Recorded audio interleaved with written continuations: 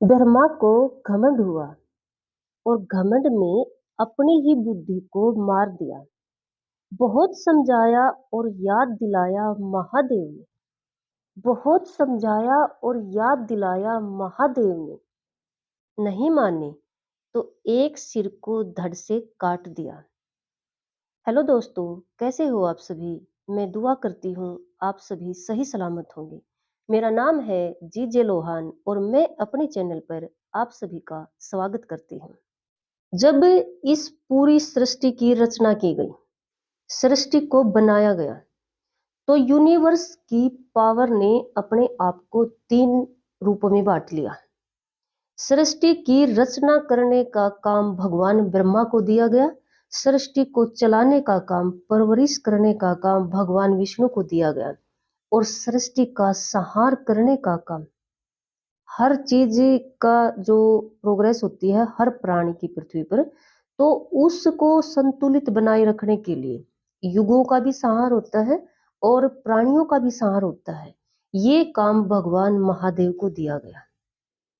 तीनों रूपों को हम गॉड कहते हैं, भगवान कहते हैं, जो 3 पार्ट में बट गए थे। एक बार भगवान ब्रह्मा को इस बात का घमंड हो जाता है कि सृष्टि की रचना मैंने की है और जो रचना करता है, जो बनाता है, वही सबसे ज्यादा पावरफुल होता है, वही सबसे ज्यादा श्रेष्ठ होता है। और यह जो भावना उसके मन में आई, उसके अंदर अहंकार पैदा हो गया, घमंड पैदा हो गया।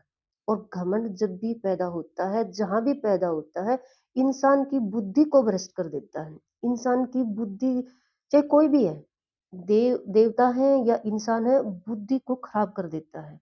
ऐसा ही हुआ भगवान ब्रह्मा के साथ। सामने कुछ भी दिखाई नहीं दे रहा था, सब कुछ भूल चुके थे। सिर्फ एक बात ने उनके माइंड पर राज कर लिया था कि सृष्टि का निर्माण मैंने किया है, पूरी सृष्टि को बनाने वाला मैं हूं, तो सबसे ज्यादा श्रेष्ठ मैं ही हूं। जब इस भावना में वह इस बात की पुकार करने लगे, तो भगवान विष्णु ने उनको समझाने की कोशिश की। भगवान विष्णु ने उनको याद दिलाने की कोशिश की कि अगर आपने सृष्टि की रचना की है, तो मेरी नाभि से आप पैदा हुए हो, तो मैं श्रेष्ठ हुआ क्योंकि मैंने आपको बनाया है। अगर बनाने वाला श्रेष्ठ होता है, आपने सृष्टि की रचना की है, वो तो हमने पार्ट बांट लिए थे, अपनी पूरी सृष्टि के काम बांट लिए थे, सृष्टि को चलाने के लिए अपने रूप बांट लिए थे। हम एक ही हैं, हम तीनों एक ही हैं और हमने इस सृष्टि के काम बांटकर अपने रूपों को बांट लिया था, इसलिए हम अलग अलग बोले जाते हैं। लेकिन भगवान ब्रह्मा को ये बात समझ ही नहीं आ रही थी। भगवान ब्रह्मा इस बात को मानने के लिए तैयार ही नहीं थे और कहने लगे, आपको मुझे पैदा करने वाले आपको, ये आप झूठ बोल रहे हो। मेरा जन्म खुद मैं ही हूँ, मैं अवतार रूप हूँ और सृष्टि को बनाने वाला मैं ही हूँ। जब उन दोनों की ये बहस चल रही थी, तो वैराग्य रूप में बैठे, ध्यान मगन बैठे भगवान महादेव वहां प्रकट होते हैं, वैराग्य रूप में ही, यानी एक योगी के रूप में। और एक ऐसी दिव्य रोशनी बनाते हैं वहां पर, जो धरती से लेके आसमान तक जा रही थी। योगी बने महादेव कहते हैं कि आप, ब्रह्मा को कहते हैं आप ऊपर की तरफ जाइए, और भगवान विष्णु को कहते हैं आप नीचे की तरफ जाइए। जो सबसे पहले इस रोशनी के अंत पर पहुंचेगा वही श्रेष्ठ है। दोनों इस बात को मान लेते हैं। भगवान विष्णु नीचे की पाताल लोक की तरफ जाते हैं और भगवान ब्रह्मा आसमान की तरफ जाते हैं। भगवान ब्रह्मा काफी ऊपर तक चले जाते हैं, लेकिन उस रोशनी का अंत उनको नहीं मिलता है। लेकिन उनके मन में जो ये बात थी ना कि मैं ही श्रेष्ठ हूँ, ये बात उनके जो अहंकार पैदा हो गया था, अहम की भावना पैदा हो गई थी, वो कुछ समझने के लिए, देखने के लिए तैयार ही नहीं थे। जब काफी ऊंचाई पर पहुंच चुके होते हैं, तो भगवान महादेव ने जैसे कुछ फ्लावर्स, कुछ फूल पूजा पाठ के लिए बनाए हुए थे, जिनमें एक केतकी का फूल भी था, जो कहते हैं सबसे ज्यादा अहम, महत्वपूर्ण माना जाता था। महादेव की पूजा के लिए, शिवलिंग के लिए केतकी के फूल का निर्माण किया गया था। केतकी का फूल ऊपर आसमान की तरफ बढ़ता जा रहा था और रीजन ये था क्योंकि जो रोशनी ऊपर की तरफ जा रही थी वो खुद महादेव की थी। वो महादेव का ओरा था, एनर्जी थी और उस एनर्जी की तरफ अट्रैक्ट हो रही थी जो केतकी का फूल था। तो वो भी आसमान की तरफ ऊपर की तरफ जा रहा था। तो उधर ब्रह्मा जब उसको केतकी के फूल को देखते हैं तो पूछते हैं आप कौन हो और इतनी ऊंचाई पर कैसे पहुंच गए। तो केतकी का फूल कहता है कि मैं केतकी का फूल हूँ और मैं वैसे ही आसमान में घूम रहा हूँ क्योंकि केतकी के फूल को भी नॉलेज नहीं थी कि वह किसी एनर्जी की तरफ अट्रैक्ट हो रहे हैं। तो भगवान ब्रह्मा कहते हैं कि देखो मैं सृष्टि को बनाने वाला हूँ, मीन्स मैंने ही आपको बनाया है, मैं सबसे ज्यादा श्रेष्ठ हूँ। तो आपको मेरा एक काम करना होगा, मैं आपको पूरी दुनिया में पूरी सृष्टि में सबसे ऊंचा स्थान दूंगा। केतकी का फूल कहता है कि आप ही मेरे सब कुछ हो क्योंकि पूरी सृष्टि आपने बनाई है, तो आप जो कहोगे मैं करने के लिए तैयार हूँ।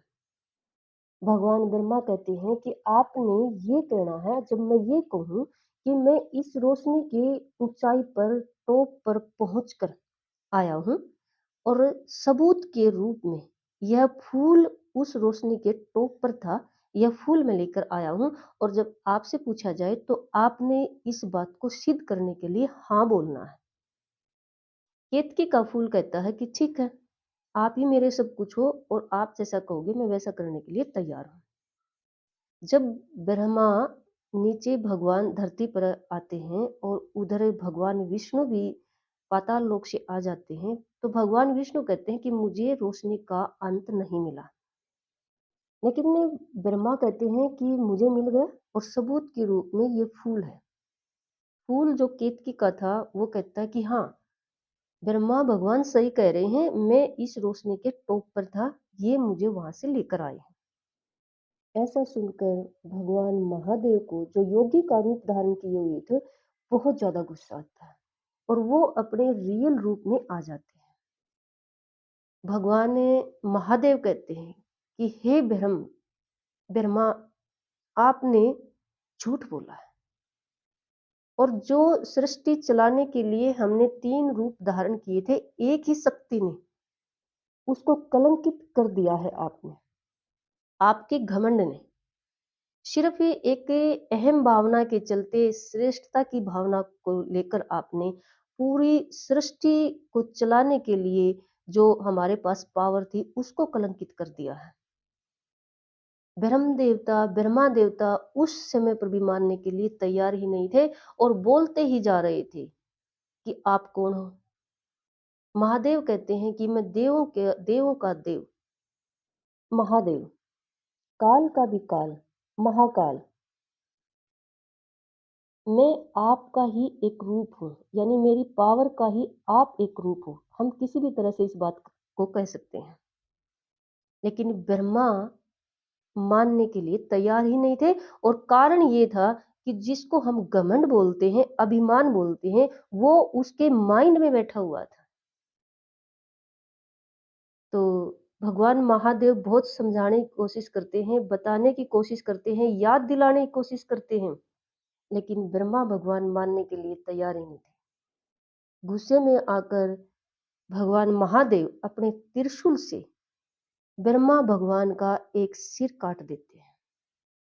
सिर कटा, एनर्जी एकदम से क्रिएट हुई पेन की, जो घमंड जो अहम की भावना थी वो रफू चक्कर और एकदम से ब्रह्मा भगवान रियलिटी में आ जाते हैं और जैसे ही घमंड उनके मस्तक से निकलता है उनको सामने खड़ा सब कुछ, सामने जो रियलिटी थी वो सब कुछ दिखाई देने लगी। हाथ जोड़कर भगवान महादेव से माफी मांगते हैं और भगवान शिव के बारे में, महादेव के बारे में यह बात बहुत ज्यादा प्रचलित है कि भगवान महादेव माफी मांगने पर अपने भक्तों को या किसी को भी माफ कर देते हैं।